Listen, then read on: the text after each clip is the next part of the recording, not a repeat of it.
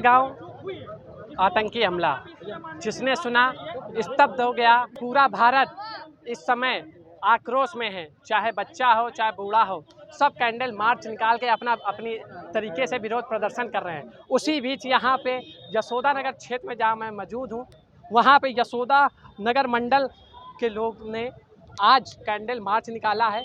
उनसे जानते हैं आखिर ये 28 पर्यटकों का जिम्मेदार कौन, सुरक्षा उसका जिम्मेदार कौन। आइए हम बात करेंगे। संजय जी, इसका जिम्मेदार कौन पहला जी?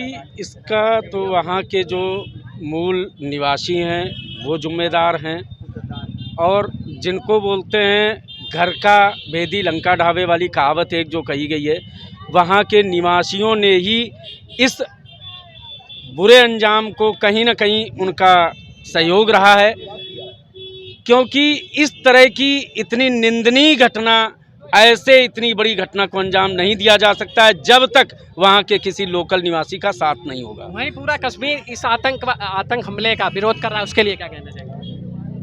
ये जो विरोध कर रहा है वो एकमात्र दिखावा है, चूँकि उनके कई वीडियो ऐसे आए हैं कि उनको इस्लाम में सिर्फ एक ही चीज़ बताई जाती है कि ये काफिर हैं, इन काफिरों को जिस तरह से भी हो सके घेर के मारो, ये मतलब उनको सिखाया जाता है। घर में पूछ के गोली मार देना, ये क्या मानसिकता हो सकती है? ये तो एक बहुत ही घृणित मानसिकता है, जो कि मैं तो माननीय प्रधानमंत्री जी से, अपनी भारत सरकार से एक ही मांग करूंगा कि हमारे देश में भी जो घुसपैठिए हैं उन्हें भी, यदि वो यहाँ रह करके पाकिस्तान का झंडा लगाते हैं या पाकिस्तान का नारा लगाते हैं या पाकिस्तान का गुणगान करते हैं, तो ऐसे घृणित लोगों को या घृणित मानसिकता वाले लोगों को जल्द से जल्द भारत से पाकिस्तान उनको भिजवाने का कार्य किया जाए।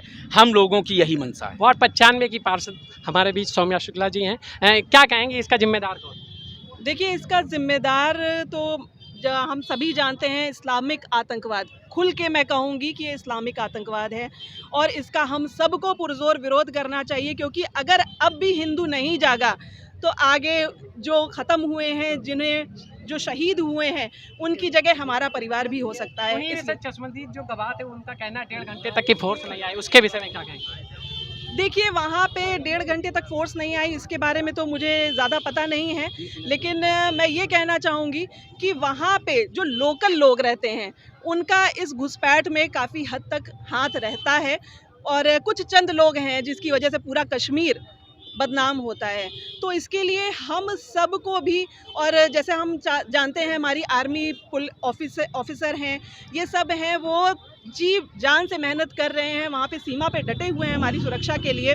जैसे लोग कह रहे हैं कि चूक हुई है, लेकिन आप ये देखो ना कि हम कहीं पे भी एकत्र होते हैं, कहीं कॉलेज का कोई फंक्शन होता है, किसी राज्य में होता है, तो वहाँ पे किसी आर्मी ऑफिसर की या सीआरपीएफ की ज़रूरत नहीं पड़ती। वो टूरिस्ट प्लेस था और वो उसको सेकेंड स्विट्जरलैंड कहा जाता है। देखिए, धारा 370 हटाए जाने के बाद वहाँ पे शांति और अमन का माहौल था, और जो कश्मीर था वो प्रगति की ओर चल रहा था। ये शायद उन लोग को बर्दाश्त नहीं हुआ, यही खिसियाहट थी जिसकी वजह से उन्होंने इस घटना को अंजाम दिया है, जिसकी हम सब निंदा करते हैं। क्योंकि वहाँ पे जो पर्यटक आए थे वो निहत्थे थे, उसमें से एक लेफ्टिनेंट भी थे जिनको मार दिया गया। अगर उनके पास हथियार होता तो वहाँ पे वो 5 क्या, वो 10 को भी मारने के लिए तैयार थे अकेले। भारत सरकार ने 5 कड़े कदम लिए, 5 कड़े फैसले लिए, उसके विषय में क्या कहेंगे? भारत सरकार ने जो फैसला लिया है बहुत ही उत्तम फैसला है उनका। हम एक इंडिया के नागरिक होने के नाते, भारतीय होने के नाते मैं पूरी तरह सरकार के साथ हूँ, और भी हमें लगता है कि और भी जो भी सख्त कार्रवाई लेने की उनको आवश्यकता है वो बिल्कुल लें। हम जनमानस, हमारी भारत की जनता उनके साथ पूरी तरह से है। क्या लगता है इस युद्ध होता है तो भारत सरकार अपनी नहीं, पहली बात तो युद्ध होने की संभावना ही नहीं है, और युद्ध होता है तो स्वाभाविक सी बात है, पहले भी 3 बार 4 बार मुक्की खाई है, इस बार भी मुक्की खाएंगे वो। और हमें तो लगता है इस बार सबक सिखाने का बहुत अच्छा अवसर है, और सबक सिखाना भी चाहिए, क्योंकि बहुत हो गया, कब तक खून बहेगा।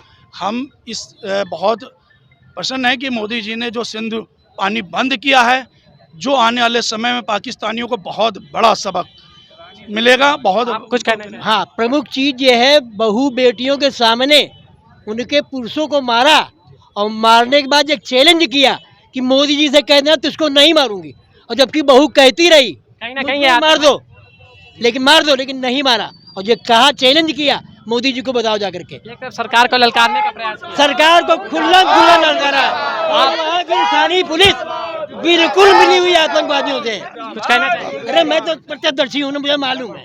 प्रत्यदर्शी है क्या? क्या मेरा भतीजा, सगा भतीजा मेरा है, मेरे साले का बेटा है। क्या हुआ था वहाँ पे? वहाँ पर गए थे, जी। मदद मांगी स्थानीय पुलिस जी, से, स्थानीय पुलिस ने मदद देने से इनकार किया, झूठा ही आश्वासन दिया कि वहाँ कुछ नहीं हुआ, कुछ नहीं हुआ, कुछ लगभग नहीं हुआ। कितने घंटे के पश्चात? 1.5 जब मलेठी आई, ये मलेठी ने व्यवस्था दिया, तुरंत आधा घंटे के अंदर। गोली तो उस जगह चलती रही जहाँ पर ना पुलिस ना कोई रास्ता आने जाने का, क्योंकि 7 किलोमीटर दूर पहलगाम से ऊंचाई पर सरकार से सरकार क्या के द्वारा चाहते हैं आप? सरकार से चाहते हैं ऐसे सपेलों को फन कुचल दिया जाए, ताकि भविष्य में कोई मेरी बहन बेटी बहू इस प्रकार की ऐसी दिशा न गुजरे उसकी, कि किसी की 7 दिन पूर्व शादी हुई, उसके आदमी को उसके बहू के सामने मार दिया, किसी की 2 महीने पहले शादी हुई, उसके पुरुष को मार दिया, और उसके कहने के बाद पत्नी से कहा कि जाओ सरकार को बताओ जाकर के तुमको नहीं मारेंगे। आप देख रहे हैं किस तरीके से बच्चे से लेकर बूढ़े तक की सिर्फ और सिर्फ खून का बदला खून, पाकिस्तान मुर्दाबाद के नारों के साथ सिर्फ और सिर्फ इंतकाम का कैमरामैन राजेश गुप्ता के साथ मैं प्रदीप मिश्रा, न्यूज़ 18।